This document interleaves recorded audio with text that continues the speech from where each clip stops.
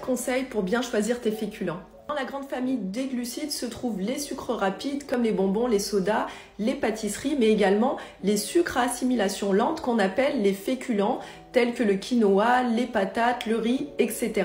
Tous ces féculents ne sont pas de la même qualité et n'auront pas le même impact sur ton organisme. Certains féculents auront tendance à faire monter ta glycémie énormément, ce qui n'est pas très bon ni pour ta perte de poids ni pour ta santé de manière globale.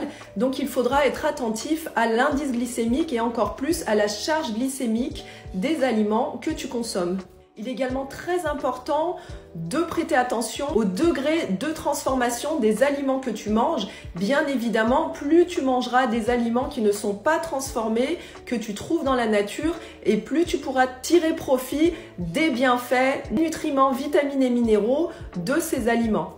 À savoir que plus un aliment est transformé, plus ton corps devra travailler pour trier les déchets et pour arriver à assimiler certains des nutriments qui pourraient rester dans ces aliments. Les aliments très transformés sont responsables de problèmes gastro-intestinaux, donc je te recommande vivement de consommer des féculents les moins transformés possibles. Concernant certaines légumineuses et céréales, elles contiennent des antinutriments qui peuvent entraver la bonne absorption des nutriments. C'est le cas des lentilles, pois chiches, quinoa, sarrasin, etc. Pour limiter la charge des antinutriments contenus dans ces féculents, je te recommande d'utiliser des cuissons telles que la cuisson vapeur ou encore le trempage de 12 à 24 heures avant cuisson. Je te recommande également de consommer des pains au levain car la fermentation rendra le pain beaucoup plus digeste. Et enfin, si tu as les intestins fragiles, je te recommande des féculents qui ne contiennent pas de gluten